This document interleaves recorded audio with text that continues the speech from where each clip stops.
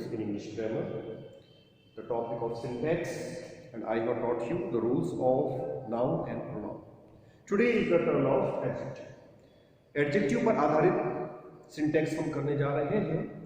Students, मैं आपको already adjective का आइडिया दे चुका हूँ बेसिक ग्रामर में, जब मैंने आपको बताया था कि ऐसे शब्द जो किसी नाउन या प्रोनाउन की विशेषता बताते हैं, चाहे वो अच्छाई हो या बुराई हो, उनको एडजेक्टिव कहा जाता है. For example, beautiful, handsome, intelligent, wise, tall, fat, foolish, clever, ये सभी शब्द एडजेक्टिव के अंतर्गत रखे जाते हैं. और एडजेक्टिव की 3 डिग्रीज होती हैं: पॉजिटिव डिग्री, कंपैरेटिव डिग्री और सुपरलेटिव डिग्री. इनके कुछ बेसिक रूल्स होते हैं. जब हम सेंटेंसेस में इन डिग्रीज को यूज करते हैं तो आपको डिग्री चेंज करना भी सिखाया गया है, पॉजिटिव से कंपैरेटिव, सुपरलेटिव. तो वहां पर आपको रूल्स बताए गए थे.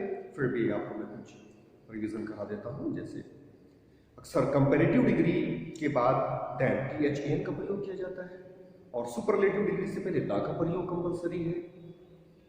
और कंपैरेटिव डिग्री बनाने के लिए हम पॉजिटिव में ER लगाते हैं मोस्टली, लेकिन कुछ ऐसे वर्ड्स जो डबल सिलेबल वाले होते हैं उनमें ER की अपेक्षा मोर का प्रयोग किया जाता है, और सुपरलेटिव में मोस्ट का प्रयोग किया जाता है. जबकि जो सिंगल सिलेबल वाले शब्द हैं उनमें सुपरलेटिव में EST का प्रयोग किया जाता है. तो इस प्रकार एडजेक्टिव के जो बेसिक रूल्स हैं उनके अतिरिक्त या उनके जो एक्सेप्शंस हैं वो आज आपको मैं बताने जा रहा हूं. चलिए, let's start the rules of adjective. These are the rules of adjective. Rule number 1: 2-syllable adjective and some other words such as modern, famous, foolish, certain and recent, etc. form the comparative and superlative by putting more and most before the positive. Students, as you know, adjective की comparative degree बनाने के लिए ER और superlative बनाने के लिए EST का प्रयोग किया जाता है. परंतु जो डबल सिलेबल वाले शब्द होते हैं, जैसे डबल सिलेबल यानी जिनके 2 टुकड़े किए जा सकते हैं, जैसे हैंड प्लस सम, तो ये डबल सिलेबल वाला है. ब्यूटीफुल, ये भी डबल वाला है. हार्ड वर्किंग, ये भी डबल वाला है. तो इन शब्दों में हम ER या EST का प्रयोग नहीं करते, बल्कि मोर और मोस्ट का करते हैं. इन डबल सिलेबल वाले एडजेक्टिव के अतिरिक्त 1 सिलेबल वाले शब्द भी हैं कुछ, उनमें भी आपको ER या EST नहीं लगानी, बल्कि मोर और मोस्ट लगाना है. वो वर्ड्स लिखे हुए हैं. तो modern, famous, foolish, certain, recent. जैसे मॉडर्न में ER नहीं लगा सकते, मोर मॉडर्न करेंगे कंपैरेटिव के लिए और मोस्ट मॉडर्न करेंगे सुपरलेटिव के लिए. Same is the case with famous. तो फेमसर या फेमसेस्ट नहीं करते, बल्कि मोर फेमस और मोस्ट फेमस करते हैं. Okay, now come to rule number 2. The comparative in ER is not used when we compare 2 qualities in the same person और thing. Comparative में जो ER शब्द है, जो ER लेटर्स हम जोड़ते हैं, ये हम तब नहीं जोड़ेंगे जब एक ही व्यक्ति के 2 गुण की आपस में तुलना कर रहे हैं. एग्जाम्पल से क्लियर होगा. जैसे Tom is more brave than strong. यहाँ पे टॉम की हमने 2 क्वालिटीज बताई, एक तो ब्रेव है वो और दूसरा स्ट्रॉन्ग, और दोनों क्वालिटीज में हमने तुलना कर दी कि वो ब्रेव ज़्यादा है, स्ट्रॉन्ग कम है. तो दोनों के बीच में तुलना की जा रही है. तो रूल के अकॉर्डिंग ब्रेवर देन स्ट्रॉन्ग होना चाहिए था, परंतु चूंकि एक ही व्यक्ति के दोनों गुणों की तुलना की जा रही है, तो इसलिए ER न लगा करके इसमें भी मोर का प्रयोग किया गया है. तो Tom is more brave than strong. Now rule number 3: THAN then is used in a comparative degree. ये तो आपको पता ही है, but some Latin comparative हैं, जैसे senior, junior, superior, inferior, prior, posterior, prefer and preferable.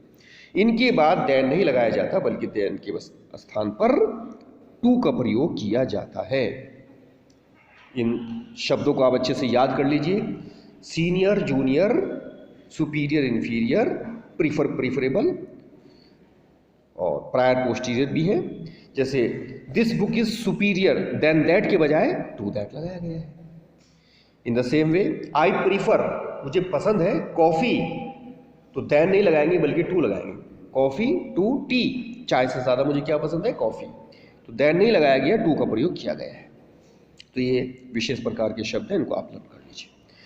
Now rule number 4: interior, ulterior, exterior, major, minor, bitter, former, latter, upper, outer और inner, ये जो शब्द हैं इनमें सब में ER का प्रयोग किया गया है या IOR का प्रयोग किया गया है। तो ये देखने में कंपैरेटिव डिग्री वाले शब्द लग रहे हैं, परंतु ये पॉजिटिव डिग्री वाले शब्द हैं और इनके बाद में आप कोई प्रीपोजिशन प्रयोग नहीं करेंगे। एग्जाम्पल दिया गया है, this is a minor injury, ये हल्की सी चोट है, हल्का सा जख्म है। तो मेजर जो है वो ज़्यादा के लिए लगाया जाता है। In the same way interior, आंतरिक हिस्से को कहते हैं। तो ये फॉर्मर जो भूतपूर्व होता है, लेटर बाद वाला होता है। तो देखने में ये शब्द कंपैरेटिव लग रहे हैं, परंतु इनका प्रयोग पॉजिटिव में किया जाएगा। Now rule number 5, if two adjectives are used about a person and one of them is in superlative degree, then other word will also be in the superlative degree. अगर एडजेक्टिव आपने use किए हैं दो और वो एक ही व्यक्ति के बारे में है, यानी एक ही व्यक्ति के बारे में अगर दो एडजेक्टिव प्रयोग किए जा रहे हैं, जैसे इसमें एग्जाम्पल देखिए, मिस्टर नेहरू के बारे में बताया जा रहा है कि वो नोबल भी थे और एबल भी थे। तो अगर हमने एक डिग्री सुपरलेटिव में लगा दी है तो दूसरी डिग्री भी सुपरलेटिव में ही लगानी पड़ेगी। Mister Nehru was the noblest and the ablest man. ऐसा नहीं होगा कि mister Nehru was the noblest and the able man, तो एबल को आप पॉजिटिव में रखें नहीं, या एबलर कंपैरेटिव में रखें नहीं, दोनों को सुपरलेटिव में लेना पड़ेगा अगर पहली डिग्री सुपरलेटिव में है तो मिस्टर नेहरू महान और काबिल व्यक्ति थे। एबलेस्ट का मतलब होता है जो काबिल होता है, योग्य होता है, और सुपरलेटिव डिग्री है तो इसका क्या मतलब हो गया, सबसे ज़्यादा। तो सबसे ज़्यादा महान और सबसे ज़्यादा योग्य व्यक्ति थे। Now come to rule number 6, double comparative और double superlative should not be used. Student, ये बहुत इंपॉर्टेंट बात है। आपको पता है पॉजिटिव से जब कंपैरेटिव बनाते हैं तो ER और सुपरलेटिव बनाते हैं तो EST का प्रयोग किया जाता है, लेकिन डबल सिलेबल्स वाले शब्दों में या रूल नंबर 1 में जो शब्द आपने देखे इनमें हम मोर या मोस्ट का प्रयोग करते हैं। तो ध्यान ये रखेंगे आप सेंटेंस में कि अगर सेंटेंस में कंपैरेटिव डिग्री में मोर भी लगा दिया और ER भी लगा दिया तो ये गलत हो जाएगा। हम उसमें रूल के अकॉर्डिंग देखेंगे कि उसमें मोर लगना चाहिए या ER लगना चाहिए। तो एक ही डिग्री का प्रयोग करेंगे, जैसे ही is more braver than his brother में आपको एक डिग्री हटानी पड़ेगी, या तो मोर हटाएंगे या ER हटाएंगे। तो चूंकि ब्रेव जो शब्द है, ब्रेव की कंपैरेटिव ब्रेवर होती है, इसलिए मोर इसमें सुपरफ्लस है, इसमें से आप मोर को हटा देंगे। इन द सेम वे सुपरलेटिव में भी मोस्ट का प्रयोग भी अगर कर दिया गया है, जैसे ही इज द मोस्ट टॉलेस्ट, वे सबसे ज्यादा लंबा है, तो इसमें मोस्ट भी लगा दिया आपने और टॉल में EST भी लगा दी, ये गलत है। टॉल में तो EST ही लगती है, इसलिए इसमें से आप मोस्ट हटा देंगे, तो डबल का यूज नहीं करेंगे। Now come to rule number 7, when two objects are compared with each other, the latter term of comparison must exclude the former। देखिए, जब आप दो ऑब्जेक्ट्स हैं, दो वस्तु हैं, ये दो स्थान हैं, तो जब उनकी आप तुलना कर रहे हैं एक दूसरे से, तो बाद वाले जो टर्म है उसको एक्सक्लूड करना पड़ेगा पहले वाले से। एग्जाम्पल से क्लियर होगा, Kolkata is larger than any other city of India. इसमें इसने करेक्ट करके दिया है, अदर को हाईलाइट किया गया है, इसको थोड़ा डार्क करके लिखा हुआ है। अगर इसमें से अदर को हटा दिया जाए तो ये सेंटेंस गलत हो जाएगा। Kolkata is larger than any city of India, तो कोलकाता को दूसरे शहरों से अलग करने के लिए एक अदर वर्ड बीच में लगाना पड़ेगा। जब तक अदर नहीं लगाएंगे हम इसमें तो ये करेक्ट नहीं होगा। तो इसमें हमने इसको कोलकाता को दूसरे शहरों से अलग करने वाला शब्द लेना पड़ेगा और वो है other. Now rule number 8, in comparison both the parts must be balanced well. यानी तुलना करते वक्त जो दोनों पार्ट्स हैं उनको अच्छी तरह से संतुलित रखना पड़ेगा। एग्जाम्पल देखिए, the roads of London are wider than those of Delhi. ये वेल बैलेंस्ड सेंटेंस है। इसका मीनिंग है कि लंदन की सड़कें दिल्ली वाली सड़कों से ज़्यादा चौड़ी है। अगर इस सेंटेंस में दोज ऑफ न प्रयोग किया जाए तो क्या सेंस निकलेगा, the roads of London are wider than Delhi, कि एक तरफ तो लंदन की सड़कें और दूसरी तरफ क्या हो गया, दिल्ली पूरा शहर। तो दिल्ली से ज़्यादा चौड़ी हैं लंदन की सड़कें, तो यहाँ बैलेंस बिगड़ गया कि एक तरफ सड़कें बता रहे हैं अब और दूसरी तरफ पूरा शहर बता रहे हैं। तो इसीलिए हमें ये बताने के लिए कि लंदन की जो सड़कें हैं दिल्ली की सड़कों से ज़्यादा चौड़ी हैं, या तो देन के बाद द रोड्स ऑफ दिल्ली लिखा जाएगा, या द रोड्स ऑफ जो नाउन है उसके स्थान पर प्रोनाउन दोज ऑफ का प्रयोग कर लिया जाएगा, तो तभी ये वेल बैलेंस होगा। Now one more example, the climate of Mussoorie is better than Delhi. तो ये सेंटेंस भी बैलेंस नहीं है। मसूरी का जो क्लाइमेट है वो दिल्ली से बेहतर है, यानी एक तरफ तो मसूरी का क्लाइमेट हो गया, जलवायु हो गई, और दूसरा पूरा शहर आपने दिल्ली यूज़ किया है। तो इसीलिए ये बताने के लिए कि हम दिल्ली के भी क्लाइमेट की ही बात कर रहे हैं, तो या तो हम क्लाइमेट ऑफ दिल्ली लिखेंगे या क्लाइमेट ऑफ के स्थान पर दैट ऑफ का प्रयोग किया जाएगा। तो the climate of Mussoorie is better than that of Delhi. तो इस तरह से एक वचन में दैट और बहुवचन में दोज का प्रयोग करके आप जो कंपैरिजन वाले वर्ड्स हैं उनको संतुलित करेंगे। Now come to rule number 9, elder and eldest are used only of persons. यानी बड़े के लिए जो प्रयोग होने वाले शब्द हैं तो उसमें एल्डर और एल्डेस्ट का जो प्रयोग है वो तो सिर्फ व्यक्तियों के लिए किया जाएगा। And are confined to members of the same family, और दूसरी इसकी शर्त ये होती है कि ये दोनों शब्द तब प्रयोग किए जाते हैं जब एक ही परिवार के सदस्यों के बारे में प्रयोग किए जा रहे हों।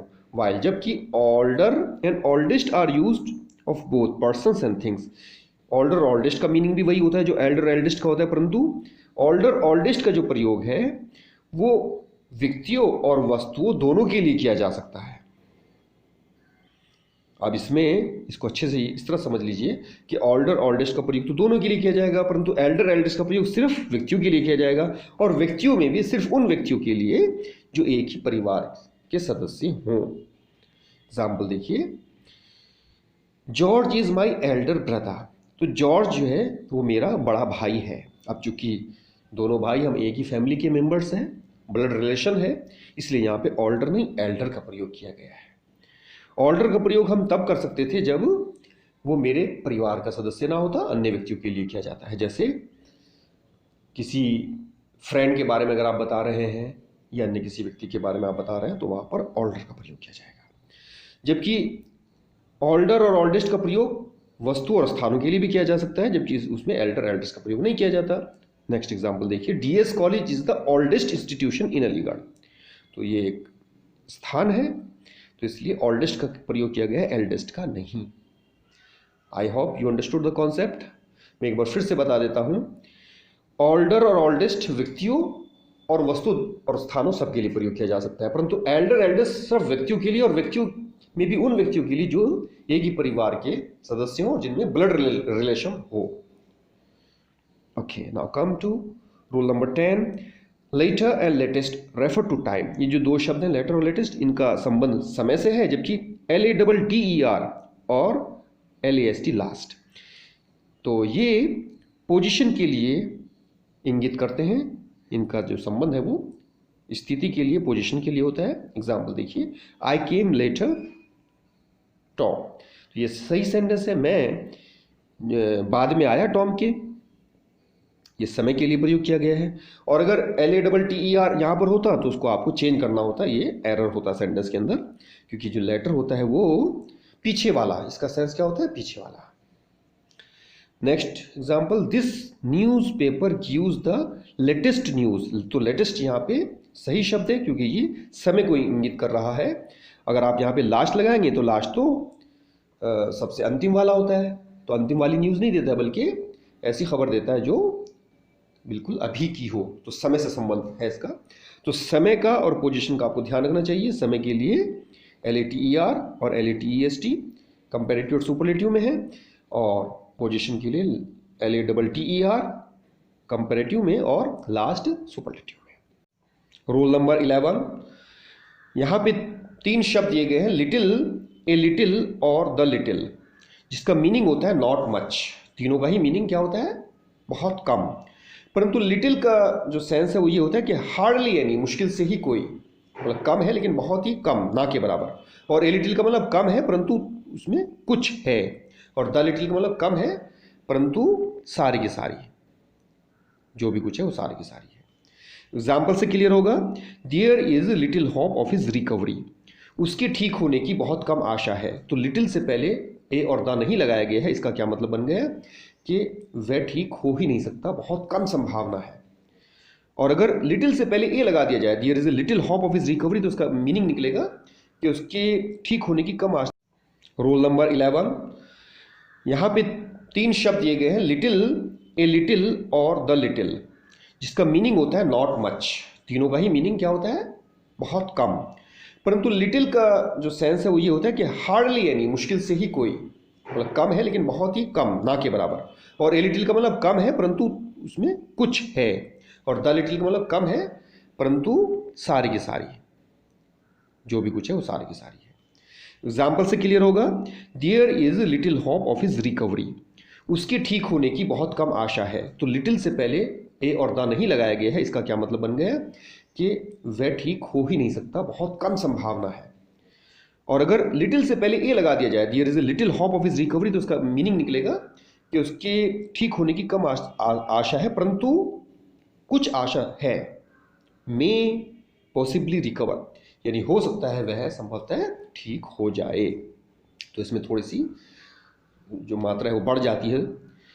और दा का मतलब ये होता है, जहाँ पे दा लगाया जाता है द लिटिल, तो इसका मतलब होता है कि कम है परंतु सारी की सारी बस वही है। जैसे नेक्स्ट एग्जांपल देखिए, द लिटिल इंफॉर्मेशन, थोड़ी सी सूचना ही हैड, जो भी उसके पास थी, वाज नॉट क्वाइट रिलायबल, वह बिल्कुल भी विश्वसनीय नहीं थी। तो थोड़ी सी थी परंतु सारी की सारी वही थी, तो इसलिए दा लगा दिया गया लिटिल से पहले।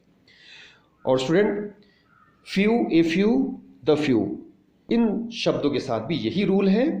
जबकि लिटिल जो है वो मात्रा बताने के लिए प्रयोग होता है और फ्यू जो है वो संख्या बताने के लिए प्रयोग होता है। जैसे ए फ्यू का मतलब भी नॉट मैनी, ए फ्यू का मतलब भी नॉट मैनी, और द फ्यू का मतलब भी नॉट मैनी, यानी बहुत कम।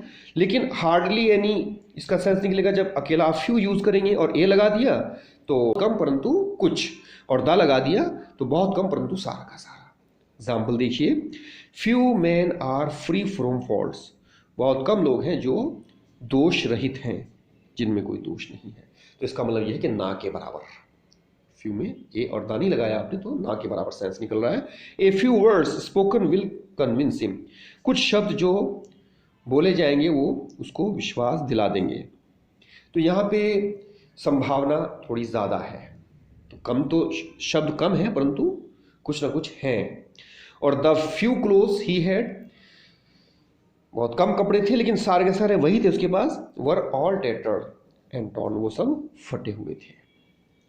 तो इस प्रकार इनका जो सेंस है आपको ध्यान रखना चाहिए। Student, this was all about adjective. आज मैंने आपको एडजेक्टिव के बारे में जो रूल्स बताए हैं, इन्हीं रूल्स पर बेस्ड मैं आपको एक्सरसाइज भेज रहा हूँ। आप इस एक्सरसाइज को अटेम्प्ट कीजिए। All the best.